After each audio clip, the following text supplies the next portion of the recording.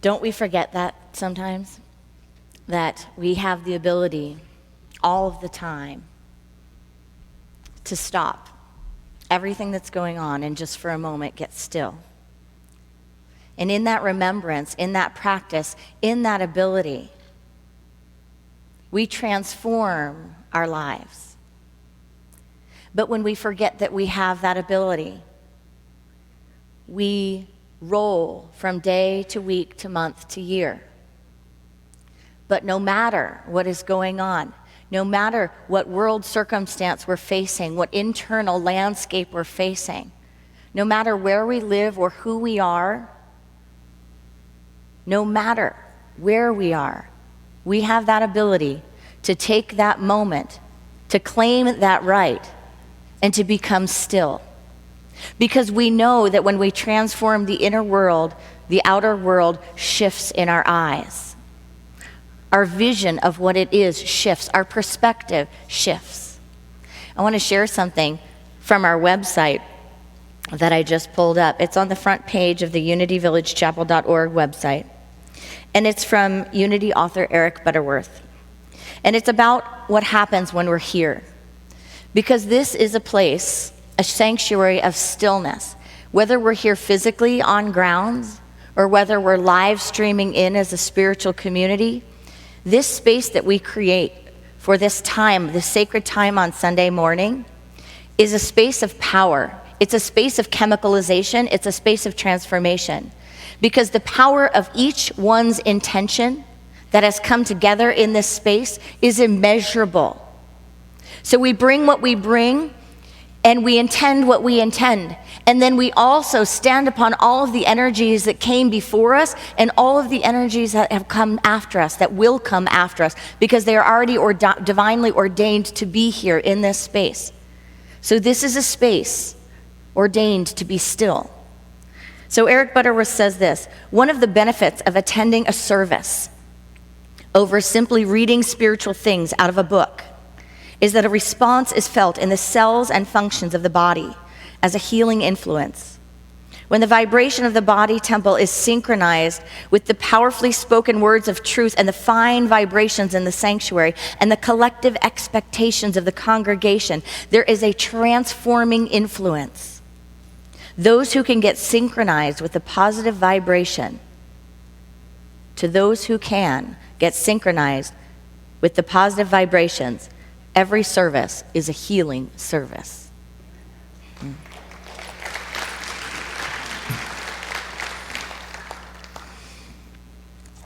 So in dedication of this healing service today, we're going to dive into one of the spiritual teachers who provide truth lessons on this platform. Sig Paulson, Unity minister. Yeah, he's in a lot of your hearts, right? So he wrote a book, Your Power to Be, and we're going to work from that book today. One of the things that he says is, from personal observation, I have just about concluded that this world doesn't sag even a quarter of an inch when I stop trying to carry it. Naturally, we all have responsibilities in the outer world of which we are such a vital part, and we need to meet them as efficiently as possible. But what a relief it is to begin to transfer much of that responsibility to a power that is greater than anything we have yet experienced. To transfer that responsibility to a power that is greater than anything we have yet experienced. I love that.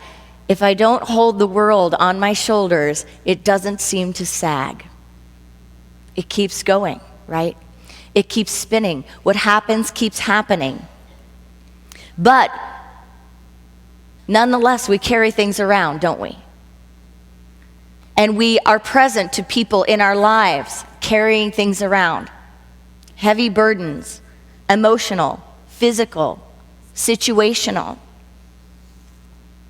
There's only one answer, really, truly, when we carry these burdens. There's only one action, one thing to do, one thing to know. And that's to trade that burden for light. to trade that burden for source, to trade that burden for spirit, for that which is greater than all circumstances and all situations. So how do we go about doing that? How do we go about making that trade in? It's a great trade, isn't it? Sig says that as we give our attention to the light of the world, it will yield its secrets. As we give our attention to the light of the world, it will yield its secrets. He says, according to the master of living, Jesus, the key to exercising our power to be the light of the world is our attention. He pointed out that the eye is the lamp of the body, and that if our eye is sound or single, our whole body will be filled with light. Our attention is our inner eye, the door of our consciousness, and whatever gets our attention eventually gets all of us. Whatever gets our attention eventually gets all of us. And as we give our attention to the light of the world, it will yield its secrets. Well, what about when we reach the end of our understanding? What about when we have sought, we have read, we have practiced, we have tried, and we've reached the end of our understanding? We've reached the end of our capacity to know how to shift something, to know how to let go of the weight on our shoulder, or to know how to help someone else.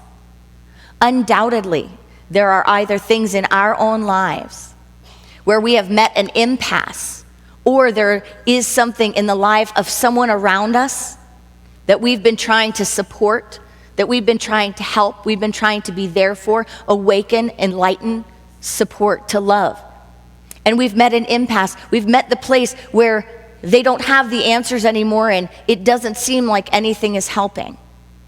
Maybe we feel it in our world when we look around at what's going on globally, nationally. What do we do then? What do we do when we're at the edge of our understanding? We become still. We become still. Reverend Prentice Davis, Unity Minister of a ministry in Florida who was here with us last Sunday, shared a significant answer to one of the questions.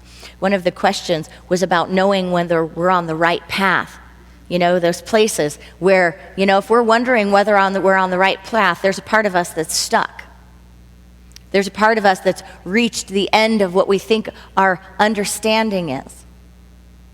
There's a part of us that's asking, what do I do next? Where do I go? How does this unfold? How do I help? How can they shift? How can I support? And what was his answer? Get off. If you're not sure if you're on the right path, step off of it. Stop. That answer struck me. Did it strike you? It's not so easy sometimes to get off, is it? It takes a lot of courage. And it takes a lot of strength and wisdom to intuit how to even do that. What does that mean? Does that mean I stop reaching out and trying to support? What does that mean? Does that mean I change something here? What does that mean? Does that mean I become still? And what do I need to support that stillness? Because something happens when we reach the edge of our understanding. When life isn't going the way we like to feel it, right? And when we see someone else in need and we see that there could be a better way and it doesn't feel good to presence them being stuck, feeling limited, being at the edge of their understanding, we feel disempowered and we call it wrong. We judge to some degree being on our path as being the right path by whether or not it's hard or it's easy. We judge it by whether or not it's hard or it's easy. If it's easy, we like to call it the right path. If it's hard, it's easy to call it the wrong path. We even say that we have detours. Detours off the path. But whether we're on the right track or the wrong track or the race track, is it not all our path? And is it a step into being still to acknowledge that there is one path, just like there is one life? It is the path unfolding through my life. And my relationship with my path, how much I call it wrong, how much I fight with it, how much I put it away, how much I go into the spin of it, can determine my own feeling of safety, my own feeling of Godness in my world, my own feeling of hope for others, for the world around me. Eckhart Tolle in A New Earth shares this about our relationship with what I'm calling the path, with the present moment. He says, a vital question to ask yourself is, what is my relationship with the present moment? Then become alert to find out the answer. Am I treating the now as no more than a means to an end? Do I see it as an obstacle? Am I making it my enemy? Since the present moment is all you ever have, since life, capital life, is inseparable from the now with the capital Now, what the question really means is, what is my relationship with life? This question is an excellent way of unmasking the ego in you and bringing you into the state of presence. So in order to be in the life of transformation, in our path, we have to look at our concepts, our ideas about how we judge our lives, how we judge the lives around us, and begin to bring stillness. Begin to bring stillness into every experience. Begin to bring unity and connection into every experience. Begin to trade the world that's on the shoulders of ourselves or one we love for God, for the grand overall design, for the God that is love, the God that is light, the God that is wisdom. And through that practice, through that power, we transform. Reinhold Niebuhr said, the tragedy of man is that he can conceive self-perfection, but he cannot achieve it. He can conceive of it. That means we can see it, we can feel it, but he says we cannot achieve it.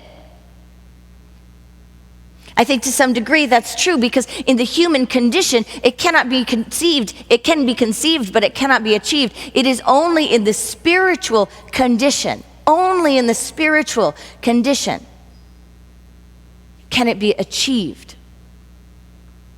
Look, the human condition is still saying that the master teacher and the crucifixion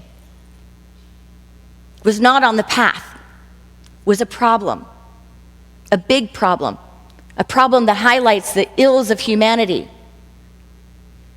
That master teachers throughout the ages have not been revered for their gifts, but rather stomped down and shot out. Do you recognize a theme of a lot of the most beautiful, amazing beings that have come to the planet that get hushed out?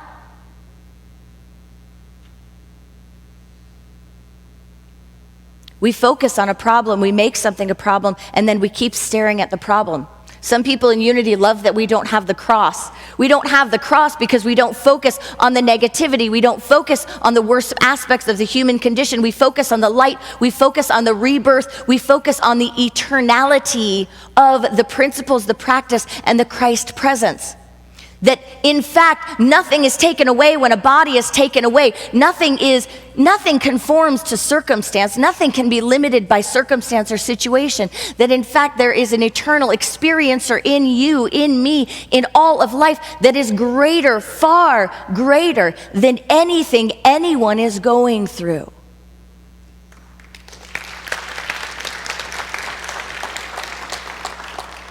When we see in this way, we begin to have a different relationship with our human condition, do we not? Reinhold Niebuhr also shared this prayer: God grant me the serenity to accept the things I cannot change, courage to change the things I can, and wisdom to know the difference. It's thought that his words in 1937 actually started like this: Father, give us the courage to change what must be altered, serenity to accept what cannot be helped, and the insight to know one from the other. The insight to know one from the other.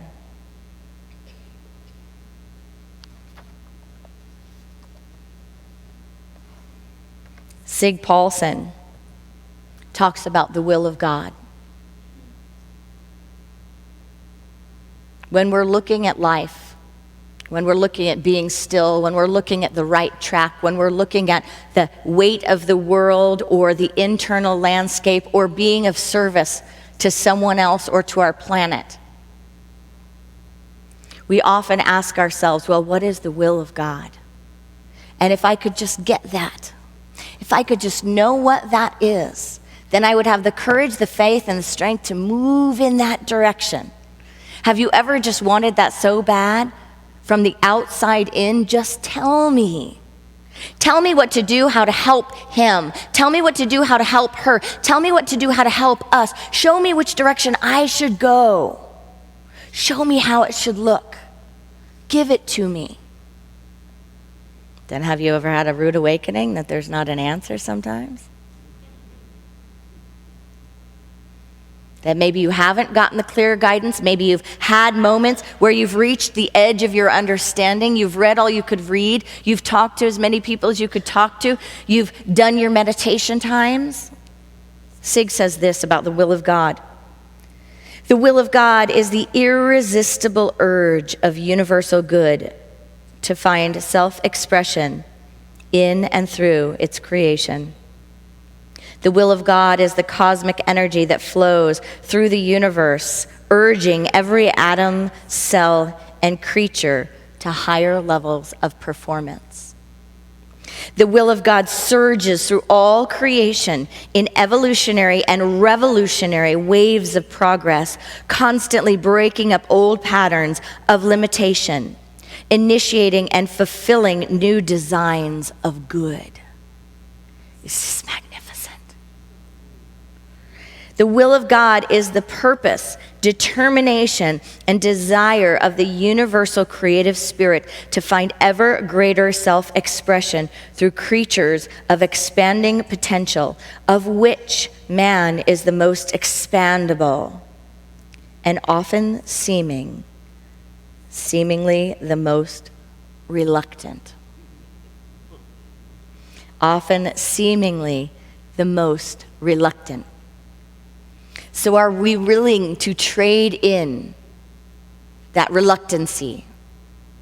Are we willing to trade it in to trust in each moment of our path that we are here as expressions of this irresistible urge of good to find expression? To find expression. That's what we're here for. What is the thing that causes the resistance? What is the thing that causes the resistance in us to expand, in life to expand, in systems to expand, in beings to expand? What is that resistance about? Undoubtedly, it's about holding on to old concepts. It's about holding on to old ways of being. It's about holding on to limited identities. It's about holding on to attachments. It's about holding on to the human will to exert itself over life, rather than surrendering to the will that is actually the human will, encompassed and lifted by the divine will in the consciousness that is God consciousness, that is always there, always present. But we hold tightly sometimes to those old concepts, those old limitations, rather than being willing to release them, Sig says, be willing to give up old concepts, religious or otherwise, as soon as you have grown out of them. As soon as you have grown out of them. Can we identify places in our lives where we have outgrown an old concept, a belief, a system, a thought, a way of being, an identity, but we still hold on? Be willing to give up old concepts as soon as you've grown out of them. He says, just as easily as light dispels darkness in our outer world, and your understanding will free you from misconceptions, superstitions, and other limitations of your past. You may become aware of some old beliefs as light eliminates them from your consciousness. You may become aware of old beliefs as light eliminates them from your consciousness. A practice of awareness. When we give up old beliefs, awareness to simply observe those old concepts. Just like in a meditation, we observe our thinking, we let it go. So can we observe the limitations that are being released without grasping onto them and dragging them back into our experience. Without grabbing onto them and dragging them back into activity. Without grabbing onto them and celebrating them, feeding them, and making them have their way within our lives and our world. He says, your understanding of the light will eliminate many obstacles so quietly and easily that they never reach your conscious mind at all. How good does that sound? We're going to say this together, but in the first person. My understanding of the light. Together. My understanding of the light will eliminate many obstacles so quietly and easily that they never reach my conscious mind at all. Let's know that again. My understanding of the light will eliminate many obstacles so quietly and easily that they never reach my conscious mind at all. I invite you to take a moment to become still now. If you choose, you can close your eyes, but just breathe into this moment. Let us let these words be our affirmation.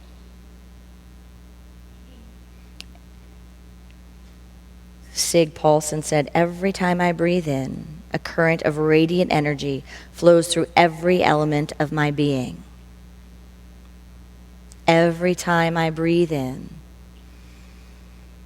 a current of radiant energy flows through every element of my being.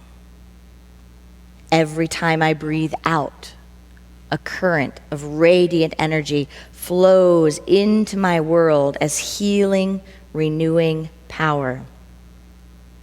Every time I breathe out, a current of radiant energy flows into my world as healing, renewing power.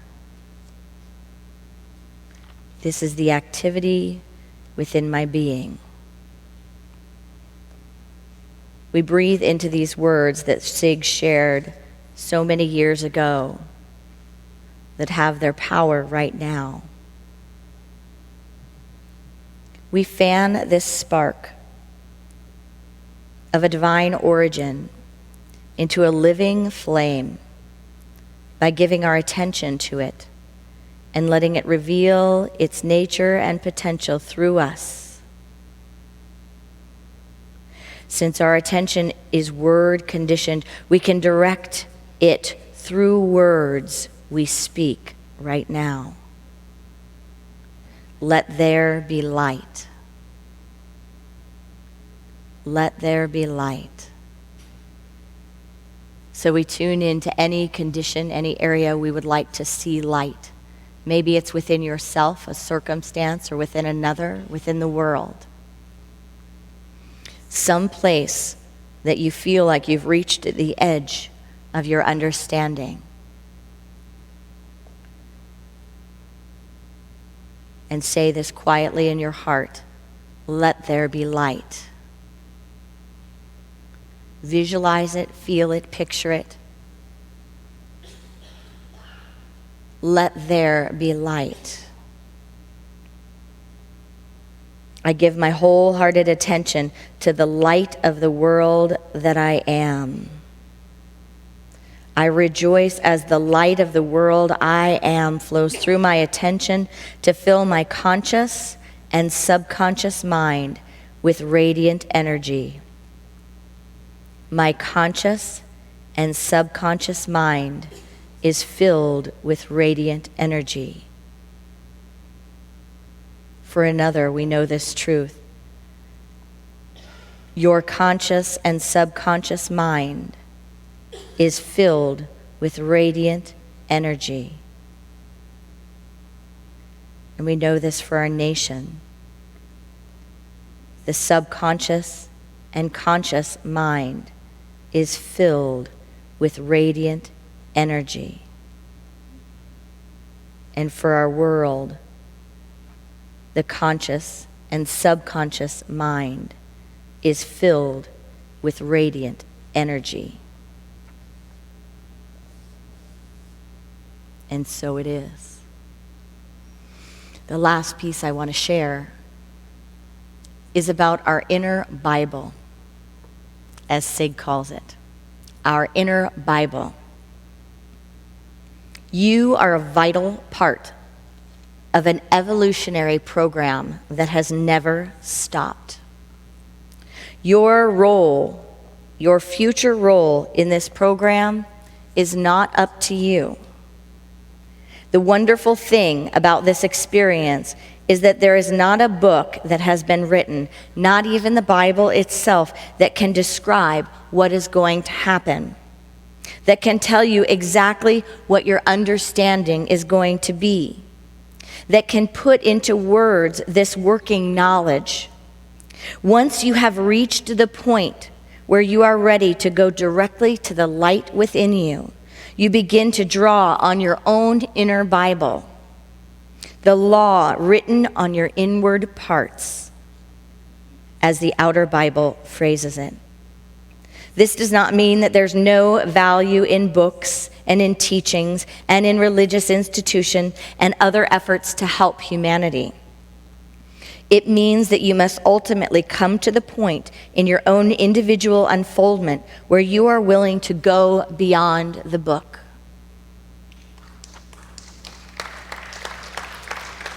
Beyond the institution, beyond human opinion, into a direct experience of the light. No one else can take this path for you.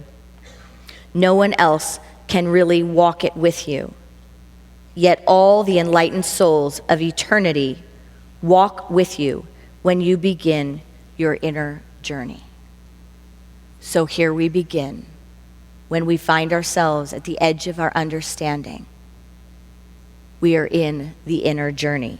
And as Osho says, don't seek, don't search. Don't ask, don't knock, don't demand. Relax. If you relax, it comes. If you relax, it is there. You start vibrating with it. Namaste.